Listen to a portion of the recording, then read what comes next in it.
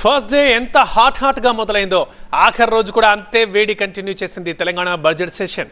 చివరి రోజున కీలక అంశాలపై సభలో చర్చ జరిగింది. పాలక ప్రతిపక్షాల మధ్య మరోసారి మాటల యుద్ధం నడిచింది. ఆఖరి రోజు అనేక అంశాలు. అసెంబ్లీలో హాట్ డిబేట్. ధరణిపై దద్దరిల్లిన సభ.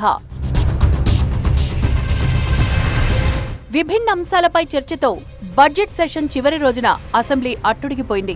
సివిల్ కోర్టుల సవరణ బిల్లు మొదలు ధరణి దాకా డిఫరెంట్ టాపిక్స్ పై పాలక ప్రతిపక్షాల మధ్య డిష్యూం నడిచింది.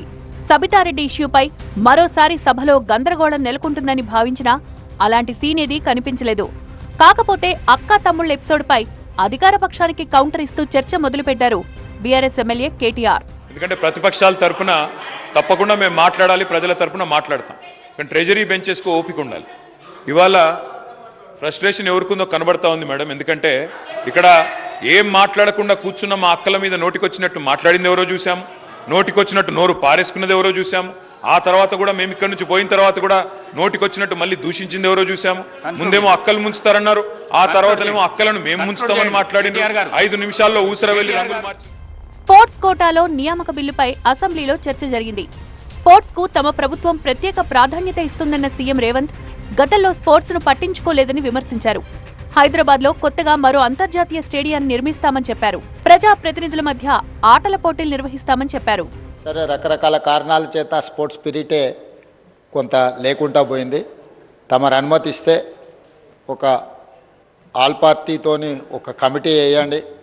రాబోయే శాసనసభ సమావేశాలప్పుడైనా భవిష్యత్తులో ఖచ్చితంగా శాసనసభ్యుల మధ్యలో కూడా క్రీడల పోటీలు, అదేవిధంగా కళాకారుల యొక్క నైపుణ్యాన్ని కూడా ప్రదర్శించడం ద్వారా ఒక రోల్ మోడల్గా మనం ఉండొచ్చు. ఆ తర్వాత సివిల్ కోర్టుల సవరణ బిల్లును సభలో ప్రవేశపెట్టారు మంత్రి శ్రీధర్ బాబు.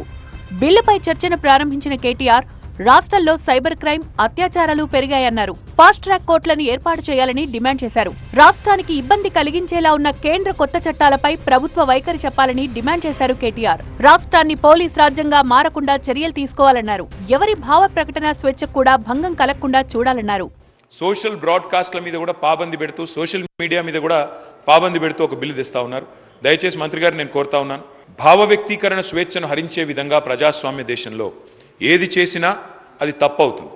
ఎందుకంటే అల్టిమేట్గా డిజిటల్ మీడియాలో కూడా పౌరులు తమ భావాలను స్వేచ్ఛగా, తమ వాక్ స్వాతంత్రాన్ని పూర్తి స్థాయిలో వినియోగించుకుంటూ వ్యక్తీకరించే అవకాశం ఉండాలి. అయితే కేటీఆర్ వ్యాఖ్యలకు సమాధానమిచ్చిన మంత్రి పొన్నం ప్రభాకర్ ఒక స్థాయి వరకు మాత్రమే భావ ప్రకటన స్వేచ్ఛకు అవకాశం ఇవ్వగలమని చెప్పారు. మహిళలు కూడా కించపరిచేలా వీడియోలు మార్ఫింగ్ చేసి సోషల్ మీడియాలో పెడుతుంటే చూస్తూ ఊరుకోవాలా అని ప్రశ్నించారు. దయచేసి మొన్న కూడా కొడినా మళ్ళీ కూడా కొడుతున్నాను. అటువంటి వారి సభలో జరిగినటువంటి అంశాల మీద కూడా బయటికి వీడియోలు పెట్టిన తర్వాత అటువంటి వారి మీద తగిన చర్య తీసుకోవాలి. సభా ప్రొసీడింగ్స్ను కించపరిచి అవమానపరిచే విధంగా మహిళలను వాళ్ళ మీద చర్యలు తీసుకోవాలని మీ ద్వారా కోరుతా ఉన్నా అధ్యక్ష. వీడియో మార్ఫింగ్లపైన, అసెంబ్లీలో తీసిన వీడియోలు బయటకు వెళ్లడం పైన స్పీకర్ సీరియస్ అయ్యారు. సభ్య సమాజం తలదించుకునేలా ఆ వీడియోలు ఉన్నాయంటూ ఆగ్రహం వ్యక్తం చేశారు. హాల్లో తీసిన వీడియో ఏదైతున్నదో మీకు మేము పంపిస్తాము. ఎంత దుర్మార్గపు చర్య, ఎంత దుశ్చర్యకు చర్య. ఈ సభ్య సమాజం తలదించుకునే విధంగా ఆ వీడియో ఉన్నది. ఆ వీడియోను పంపిస్తాం, మీరు చూసినాక మీరు మాట్లాడండి. అయితే ఈ అంశంపై స్పందించిన కేటీఆర్ తమ వైపు నుంచి ఎలాంటి వీడియో షూట్ జరగలేదని స్పష్టం చేశారు. అలాంటివేమైనా గుర్తిస్తే చర్యలు తీసుకోవచ్చని చెప్పారు. తప్పు తమ వల్ల జరిగిందా, సభలో కెమెరాలు నడుపుతున్న ఏజెన్సీ వల్ల జరిగిందా చెక్ చేయాలని కోరారు.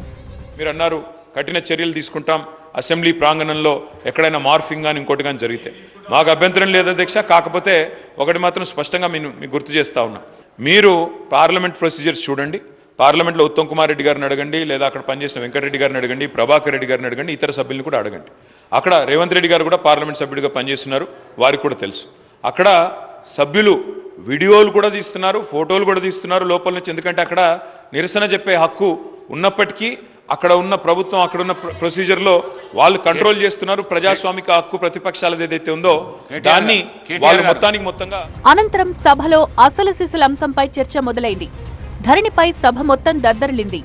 గత ప్రభుత్వం తీసుకొచ్చిన ధరణి పోర్టల్ను రద్దు చేసి కొత్తగా మరో చట్టాన్ని తీసుకొస్తామని చెప్పారు మంత్రి పొంగులేటి శ్రీనివాసరెడ్డి. నాటి సీఎం కేసీఆర్ ఎవరు చెప్పినా వినకుండా ధరణిని తీసుకొచ్చారన్నారు. దానివల్ల ప్రతి ఊళ్ళోనూ భూముల సమస్యలు తలెత్తాయన్నారు మంత్రి. మీరు చెప్పిన సూచనలు కూడా సేకరిస్తామన్నా, కానీ ధరణిని మేము కంటిన్యూ చేసేది మీరు చేసిన తప్పు చెయ్యొద్దు. ఇందాక చెప్పాను 2 మండలాలు మోడల్గా తీసుకున్నాం. అదే రకంగా సైమల్టేనియస్గా ఏది ఆర్డినెన్స్ దీన్ని ఏదైతే ఉందో చట్టాన్ని సవరిస్తున్నాం. పేరు మార్చడం వల్ల ఒరిగేది కాదు, పేరు కోసమేం తాపత్రయం పడటంలా, వ్యవస్థలోనే తప్పుంది అంటున్నా. దాన్ని మీరు సరిచేసుకోకుండా మీరు చేసిన తప్పుని ఒప్పుకోకపోతే ఒప్పుకోపోయారు, దాన్ని దబాయించే కార్యక్రమం చేయడం అనేది సభ అంతా గమనిస్తుంది. అయితే అధికార పక్షం చేసిన ఆరోపణలకు అదే స్థాయిలో కౌంటర్ ఇచ్చింది విపక్షం. అందరితో చర్చించాకే ధరణి చట్టాన్ని తీసుకొచ్చామన్నారు బీఆర్ఎస్ ఎమ్మెల్యే పల్లా రాజేశ్వరరెడ్డి. భూమికి సంబంధించిన సకల అధికారాలు రైతులకే ఇచ్చామని చెప్పారు. ధరణిని 100 రోజుల్లో మారుస్తామన్న ప్రభుత్వం ఎందుకు ఆలస్యం చేస్తోందని ప్రశ్నించారు ఎంఐఎం ఎమ్మెల్యే అక్బరుద్దీన్ ఓవైసీ. వక్ఫ్ భూముల పరిరక్షణకు ఏ చర్యలు తీసుకుంటున్నారో చెప్పాలన్నారు. Whether it is Congress, whether it is TDP in United AP, and then TRS, BRS, and now Congress in Telangana have merrily allotted large extents of government land running into thousands of acres to various individuals, Indian companies and multinational corporations in the name of promotion of industries, pharma and biotech units, information technology and IT-enabled services and special economic zones. ఓవైపు చర్చలు, మరోవైపు నిరసనలతో ఆద్యంతం ఆసక్తికరంగా సాగింది Telangana budget session. కీలకమైన బిల్లులకు ఆమోదం తెలిపింది.